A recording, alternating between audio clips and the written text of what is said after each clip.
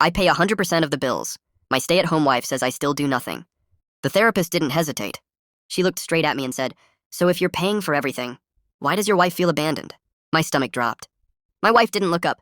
She just exhaled slowly, like she'd been waiting years for someone else to say it out loud. That's when I realized this session wasn't about chores anymore. It was about whether the life I was funding had quietly turned me into the villain. I felt my jaw tighten. Because an hour earlier, I'd been on my couch, controller in my hands, finally home after another 40-hour week, every bill paid, every responsibility handled. Mortgage, utilities, groceries, insurance, repairs, all of it. And now I was sitting in a quiet office being told, without being told, that none of it counted. Then my wife said something under her breath that the therapist asked her to repeat. And when she did, I knew this marriage had crossed a line we couldn't uncross. The therapist asked the question so calmly it took me a second to realize it was a threat. "When you say you pay 100% of the bills, what do you believe that earns you?" My chest tightened immediately. My wife didn't look at me. She stared at the carpet, jaw locked, like she already knew where this was going.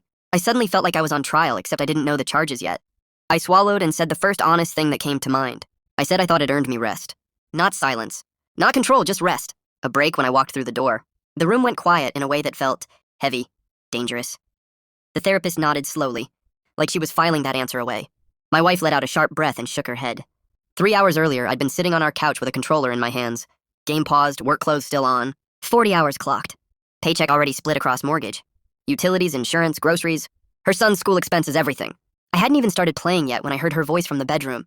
Low and tense, talking to her sister. She didn't know I was home. She said, "I feel like I'm married to a roommate who thinks money replaces effort." I stood there frozen, listening. My face felt hot. Because from my side, effort was all I thought I was giving. I work full-time. I pay every bill. I handle the finances, the cars, the yard, anything that breaks. She stays home.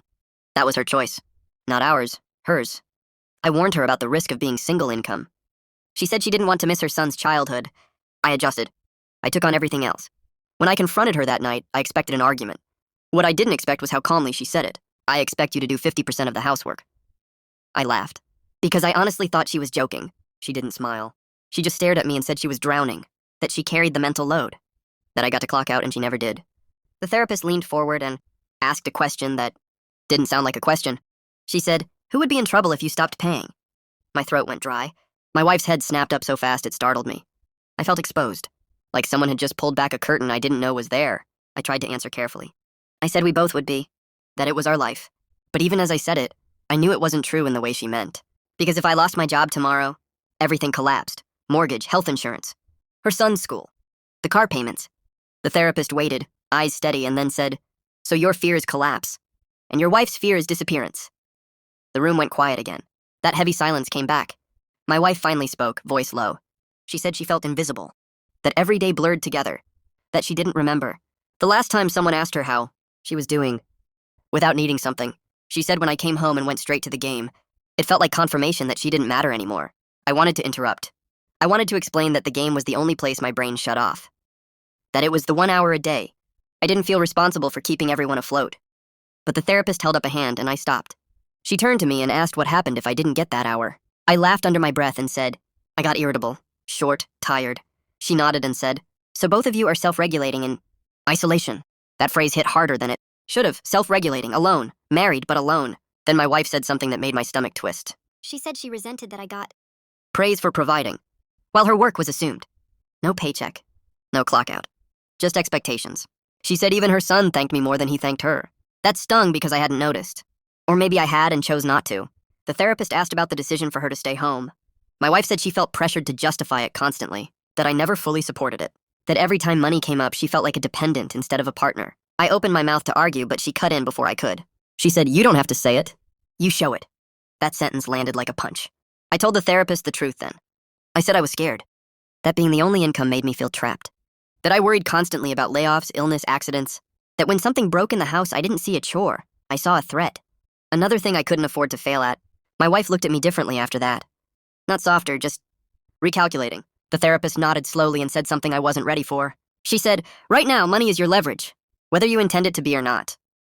I felt defensive immediately. I said I never used it against her. She agreed. Then she said, "You don't have to use leverage for it to exist." That's when my wife dropped the line that changed everything. She said, "Sometimes I wonder if you'd still want me if I wasn't useful at home."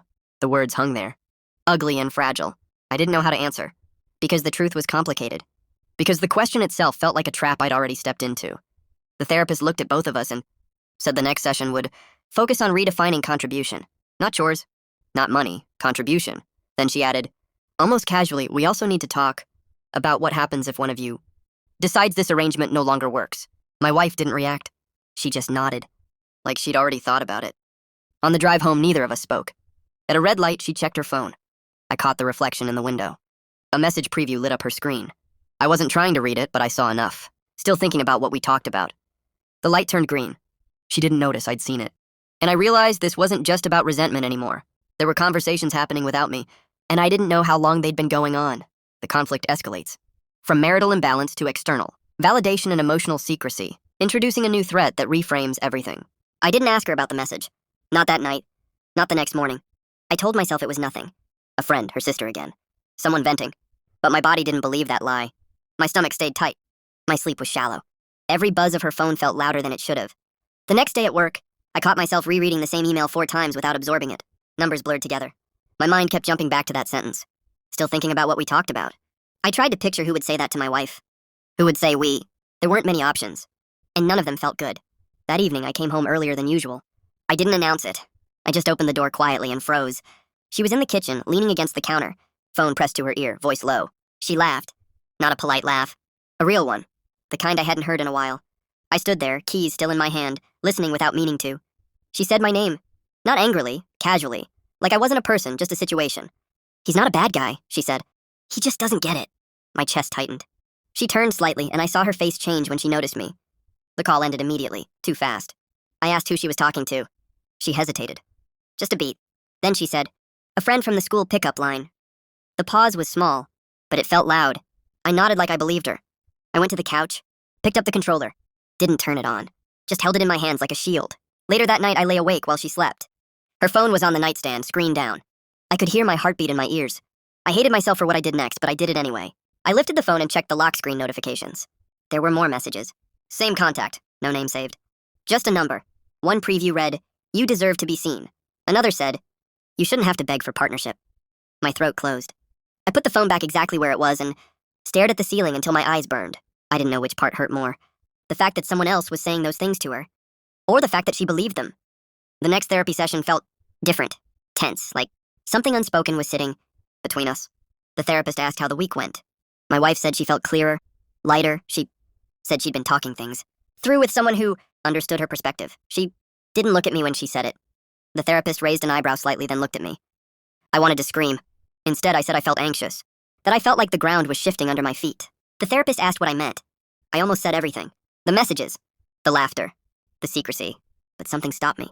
A fear that once I said it out loud, there'd be no going back. Then my wife said something that cut deeper than any accusation. She said, I'm starting to realize how lonely I've been in this marriage. The therapist nodded thoughtfully and asked what loneliness looked like for her. She said it looked like doing everything right and still feeling unwanted. She said it looked like talking to someone who actually listened. I felt my face go hot. I asked her if she was talking about me. She finally looked at me then, and for a split second I saw guilt. Then it vanished. She said, I'm talking about how I feel. The therapist didn't stop her. That scared me more than anything, because it felt like the narrative was already forming. Provider who checks out, wife who gives everything and gets nothing. It didn't matter that I paid the bills, or fixed the house, or carried the fear of losing it all.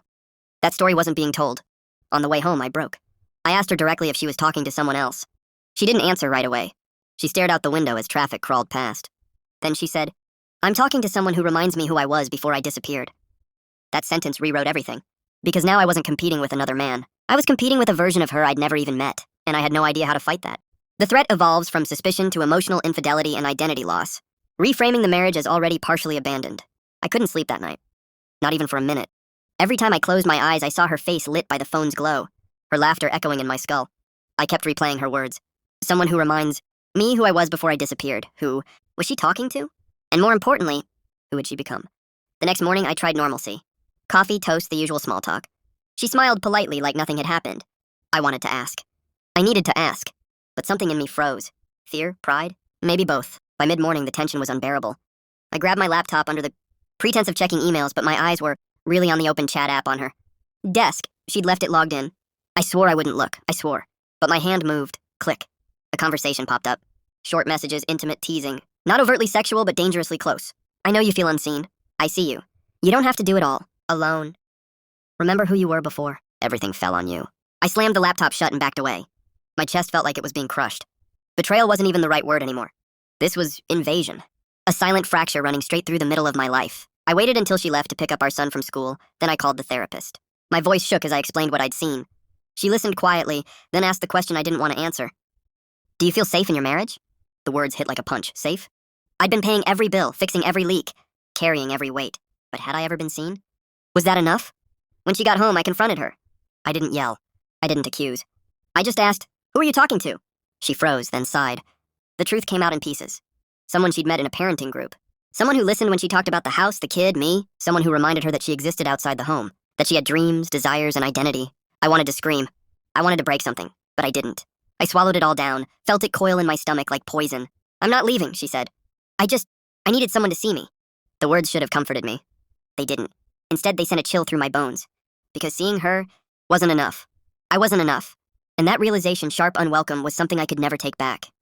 That night, I lay in the dark, replaying every argument about the housework, the finances, the mental load. Every I do everything and I pay everything. Conversation felt like it had led to this exact moment. A truth I couldn't ignore. A fracture I couldn't mend with logic. And then my phone buzzed. A text. From her. We need to talk, alone, tonight, somewhere neutral. My hands shook. Because I knew this wasn't just a conversation about chores anymore. This was about everything we'd built, and maybe everything we were about to lose. The marriage is now at a tipping point. The conflict escalates from household tension to emotional betrayal and existential questioning, forcing a confrontation that could redefine everything. That night, I drove to the cafe she picked, small, quiet, neutral. The kind of place where no one knew our names. The fluorescent lights hummed above us, harsh and clinical, like they were waiting for our secrets. She arrived 10 minutes late, pushing the door open with that same air of calm I'd always envied. But this calm didn't reach her eyes. Her hands trembled slightly around her coffee cup. I sat down across from her. No small talk. No pleasantries. Silence stretched between us, thick and suffocating. Then she spoke, voice low. I didn't mean for it to happen this way. I feel invisible. Invisible. The word hit harder than any accusation could. I thought about every bill I'd paid, every yard I'd mowed, every repair I'd made. Invisible? I'd been doing everything I could. And still, it wasn't enough. I see you, I said quietly. I've seen you every day. I see the house you keep, the meals you make, the life you run. I'm not blind, but I also see myself disappearing in all of this, and now, I don't know where I end and this marriage begins. Her eyes filled not with tears but with something sharper. Regret? Fear? Shame? Maybe all three. I didn't ask for someone else to fill the gaps I can't manage, she said. I needed someone to remind me I exist outside of diapers and dishes. Her words should have soothed me, but instead they tore a new fissure in my chest. I realized the house, the bills, the yard, it wasn't just about chores.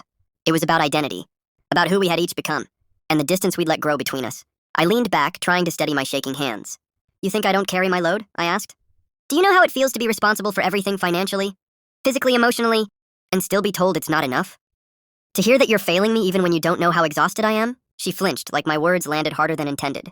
I could see the recognition in her eyes. She had carried her own invisible weight, mental, emotional, but I had mine too. We sat there, words hanging, unspoken and heavy. Finally, she whispered, I don't want to lose us, but I can't keep pretending I'm okay either. And then, just as I felt the first glimmer of hope, that maybe we could reconcile, understand each other fully, her phone buzzed on the table. She glanced at it, her face draining of color. I leaned over. The screen showed a notification. Your ex is back in town. Let's meet. I froze, my stomach dropped.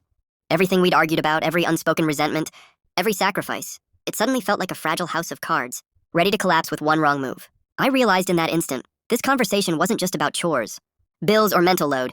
It was about trust, about boundaries, about everything we thought we knew, about our marriage being upended in a single notification. I took a deep breath. We need to be honest, I said. Not just about chores, about everything. And she nodded, but I could see it in her eyes. She was hiding something that could destroy us both if revealed. The marriage teeters on the edge. A text from the past threatens to unravel all trust, forcing the couple to confront hidden secrets, unspoken resentments, and the very survival of their relationship. The cafe felt smaller now, like the walls were closing in. Her phone buzzed again, the screen lighting up with messages I wasn't supposed to see but couldn't look away from. I tried to breathe, tried to focus on her face, but all I could see was the text flashing. Can we talk? I need to see you. Her hands gripped the cup tighter. It's nothing, she said, voice brittle. But I didn't believe her. I never did. Nothing? Your ex? Texting you. After everything we've built? I leaned in, feeling heat rising in my chest. You know this isn't just nothing. You can't just pretend this isn't happening. She flinched, and for a split second I saw a flicker of guilt. Or fear, or maybe both. Michael. It's complicated, she whispered, looking down at the table like it might swallow her whole. I don't want to hurt you. I never wanted that. I felt my jaw tighten. But you're hiding it. You're telling me half-truths and I'm supposed to just sit here, pretend it doesn't matter? The tension between us thickened like storm clouds. I could feel my heart pounding in my ears. She'd been carrying secrets, and now they were spilling into every corner of our fragile marriage. I don't want to lose the life I have now, she admitted, voice breaking. Being a stay-at-home mom, our son, us, I can't go back to that chaos. But seeing him, again, it's stirring up everything I thought I left behind. My stomach twisted. All those arguments about chores, mental load who's carrying, what suddenly they felt small, minuscule. This wasn't about dishes or yard work anymore. This was about trust, about loyalty, about the foundation of our marriage crumbling beneath our feet. I ran my hands through my hair. You're telling me you've been thinking about him. About your ex. While I'm here, busting my ass 40 hours a week, keeping this house and our life afloat? She looked me dead in the eye. I didn't plan for this to happen. I didn't ask for it. I never wanted to feel this way. But the damage was done. The air between us vibrated with unspoken questions. Who has she been texting? How long has this been going on? What does this mean for us? Her voice softened. We need help. We can't fix this alone. That's why I agreed to therapy. But, she hesitated. I can't promise I haven't crossed lines already. The words hit me like a punch. Crossed lines. Emotionally. Maybe physically. My mind raced. Everything I'd worked for, everything we'd built in the past year, was on the verge of collapsing. I swallowed hard. If there's even a chance that something's happened, you have to tell me. I need to know the truth before we try to fix anything. She looked away, eyes glistening, hands shaking. I don't know if I can. And that's when the cafe door opened, and someone familiar walked in, the person I never expected to see. A figure from her past enters the room, bringing secrets that could shatter the marriage instantly. The next confrontation will force truths to surface, trust to be tested, and decisions to be made that could change everything. The bell above the cafe door jingled and my blood ran cold. I looked up. Standing there, it was him. My wife's ex. Calm, smiling too easily, like he had no idea how much chaos he'd just walked into. Time slowed. I could feel every heartbeat, every thump echoing in my chest. He didn't glance at me. His eyes went straight to her, and the tension between them was immediate, electric. Hey, it's been a while, he said. Voice casual, like nothing mattered, like nothing had changed. Her face paled. She looked like she wanted to melt into the table. Vanish, apologize, explain everything at once. Yeah, hi, she whispered, voice tight. I forced myself to stand, chair scraping the floor. What are you doing here? My voice came out louder than I expected, edged with something sharp I hadn't felt in months. He smiled at me now, and it was like a warning I couldn't ignore. Just grabbing coffee. Didn't expect company, he said, his eyes flicking between us, deliberately tense. I felt my hands clench into fists. Every little detail I'd noticed over the past weeks, the missed messages, the sudden secrecy, the late-night sighs, everything made sense now. And it hurt. I think you should leave, I said evenly, trying to keep my voice steady, trying not to let my anger explode. This isn't your place anymore. He laughed softly. Oh, come on, Michael. We all know you're trying. You're trying to be the good guy. But let's be honest. You're just a placeholder. I mean, she called me last week. His grin widened, cruel and knowing. She wanted to see me. Just to talk. Heat surged through me. Every word, every glance from him, every hesitation from her was a dagger twisting in my chest. She wanted to see you? I repeated, voice barely controlled. Do you even realize what you're doing? She gasped, eyes filling with tears. Michael, it's not like that. Not like that? I cut her off, fury and disbelief colliding. You've been lying to me. Hiding texts, hiding calls, and now you're telling me it's not like that? The ex leaned back, smirk never fading. Relax, man. I'm just being honest. She reached out. I didn't chase her. She wanted to see me. That's it. I shook my head, chest heaving. That's not it. That's months of half-truths, sneaking, hiding, pretending everything's normal. That's betrayal. She looked down at the table, trembling. I didn't know how to tell you. I was scared. I didn't want to hurt you. I thought I could handle it myself. I never wanted this to happen. I slammed my hand on the table. Scared? You've put us both in hell. Every time you lied, every time you hid this, you made it worse. Do you even understand what trust is? He laughed again, calm, almost mocking. Easy, man. She's an adult. She can make her own decisions. I stared at him, fury and despair mixing. Yeah, she is an adult. And that means she made a choice. And that choice affects me too. You think you're just walking in here acting casual and nothing's at stake? You're wrong. The ex's smile faltered slightly, like he realized I wasn't going to back down. My wife sat there, head in her hands, crying softly, muttering apologies. And I realized this wasn't just about him or even about her. This was about everything we had built, everything we had fought for in a year. Every lie, every secret, every hidden message, it all led to this confrontation. I took a deep breath, trying to steady myself. We're going to therapy. You're going to leave. And if you come back, if there's any contact, I promise. There will be consequences. Legal ones. He finally straightened, sensing the line I had drawn. All right, man. No need to get dramatic. I'll leave. He walked out and the door jingled behind him. Silence settled like a weight. She looked at me, tear-streaked and broken. Michael, I didn't mean for any of this. I never wanted to hurt you. I stared at her. Part of me wanted to hug her, wanted to forgive her, wanted everything to go back to normal. But another part, the part that felt raw, betrayed, and cautious, knew things had changed forever. Trust wasn't something that could be fixed in one conversation. I sat back, running a hand through my hair. We need to figure out if we can survive this. Not pretend it didn't happen. Not cover it up. Truth, honesty, and therapy. If we can do that, maybe we have a chance. But right now, I don't even know if I can look at you without remembering every lie, every secret. She nodded silently. I'll tell you everything. No more hiding. No more lies. I promise. But deep down, I knew promises weren't enough. Actions would have to follow. And the coming weeks would test every boundary. Every ounce of trust, every part of us we thought was solid. The ex is gone, but his presence has exposed the cracks in their marriage. Secrets are finally coming out, and every revelation will push them closer to either healing or complete collapse. The next morning felt heavy, like the air itself was waiting for a verdict. We sat in the therapist's office, her hands folded tightly in her lap, mine gripping the armrests of the chair so hard my knuckles turned white. The room was quiet except for the faint hum of the air conditioner. Dr. Reynolds, our therapist, looked at both of us with a calm, professional patience that almost made me want to scream, almost. She leaned forward slightly, pen poised over her notebook. Let's start with honesty, she said softly. No half-truths, no omissions. Everything needs to be on the table. My wife swallowed hard, her voice trembling. I didn't tell you about him because I was afraid. Afraid you'd leave me. Afraid you'd hate me. I thought I could control it, that it wouldn't affect us.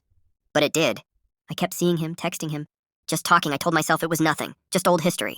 But I see now how that was wrong. My chest tightened. Do you understand what that did to me? Every little sneaky message, every call. I didn't know about, it's not just a small mistake. It's months of lies. It's trust being destroyed piece by piece. She nodded, tears streaming. I know, I understand. I was selfish. I wanted my past to stay comfortable. And I didn't think about how it would affect you. I swallowed the lump in my throat, trying to steady my voice. I know people make mistakes. But this is more than a mistake. This is deception. And it's not just emotional. It affects our future, our family, everything we've built together. Dr. Reynolds intervened gently. Michael, what do you need from her to feel safe again? And you, what do you need to move forward? I paused. The words were harder than I expected. I need total transparency. No hidden conversations, no secrecy. I need her to acknowledge the betrayal fully. Not excuses, not minimizing it. And I need time. Time to trust again, if that's even possible. She looked at me, voice barely a whisper. I can do that. I'll tell you everything. I'll cut off all contact with him. I'll do whatever it takes. I don't want to lose us. Dr. Reynolds nodded. It's going to be a process. Trust isn't rebuilt overnight. Every step matters. You both need to be willing to face uncomfortable truths, to take responsibility and to communicate openly. That's the only way forward. The session went on for hours, peeling back layers of secrecy, hurt, and guilt. She admitted every hidden conversation. Every time she just checked in with him. I admitted my anger, my fear, and the nights I lay awake imagining what I didn't know. By the end, something shifted. Fragile, but real. A crack in the wall of bitterness that had formed between us. It wasn't forgiveness, not yet. But it was recognition that healing would only come if we faced the truth. No matter how painful. We left the office in silence, walking side by side. The world outside the therapist's office felt sharper. Colder somehow, but also clearer. No illusions, no pretending. Just the raw reality of our marriage laid bare. That night, she sat across from me at the dinner table, hesitant but determined. I cut off all contact with him, she said. No calls, no messages. I want to earn your trust back, if you'll let me. I nodded slowly. We'll see. One step at a time. And for the first time in weeks, I felt a tiny flicker of hope. Not a return to how things were, but a chance to rebuild brick by brick. The truth is out, but the road to trust will be painful. Can she truly prove her loyalty? And can Michael let go of the fear and betrayal that still burns inside him? The next few days were a tense dance, every interaction charged with caution. I watched her phone like a hawk, not out of spite, but because the wounds were too fresh, the betrayal too sharp. Each notification made my chest tighten. Every time she excused herself to answer a call, I felt my pulse spike. She noticed, of course. I feel like I'm being interrogated, she said one evening, her voice low, almost fragile. I'm trying to prove it, Michael. But every glance at my phone, it's like you don't believe me at all. I rubbed my temples, frustration clawing at me. Do you know how it feels to find out your spouse has been lying? To realize every word, every laugh, every I love you might have been half a lie? I don't know how to just trust again. She stepped closer, her eyes glossy. I know, I get it. And I'll do whatever it takes. But you have to meet me halfway. I can't live like I'm guilty for living, Michael. I need you to try too. To let me show you I'm here, not him. Her words hit me because part of me wanted to believe her. I wanted to hope. But the other part, the part still raw from betrayal, shouted. That trust wasn't a switch you flipped. That night, we tried small steps. She left her phone on the counter when she went to shower. She shared passwords, account details, even her social media messages. Every scroll, every open chat was torture. But the more I saw, the more I realized the truth. She had cut him out completely. No secret communication, no coded messages, no excuses. She had meant every word when she said she wanted to rebuild.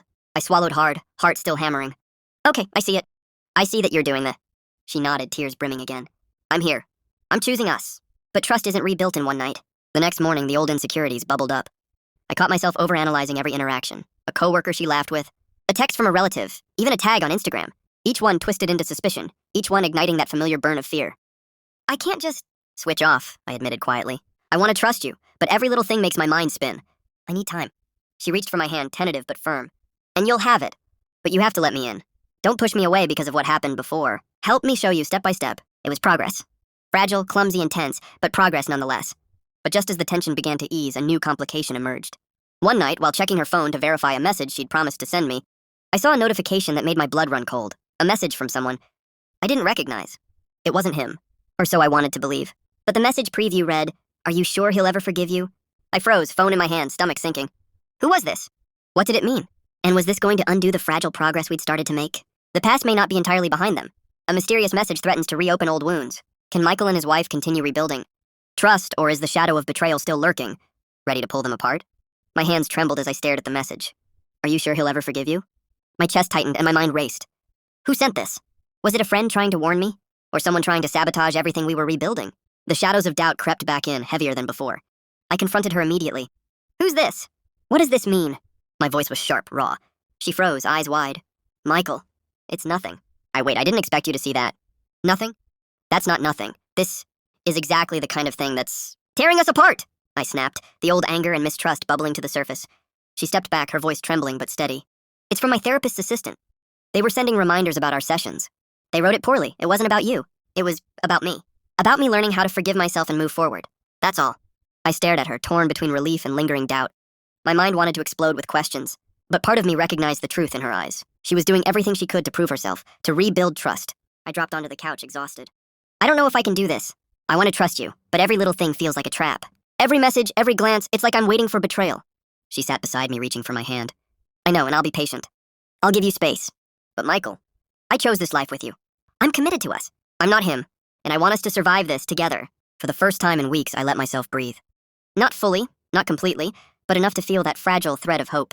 We talked for hours that night about expectations, mental load, fears, and hopes. We laid everything bare with no shortcuts, no hiding, no assumptions. By the end, I realized that rebuilding trust wasn't about proving every action was pure.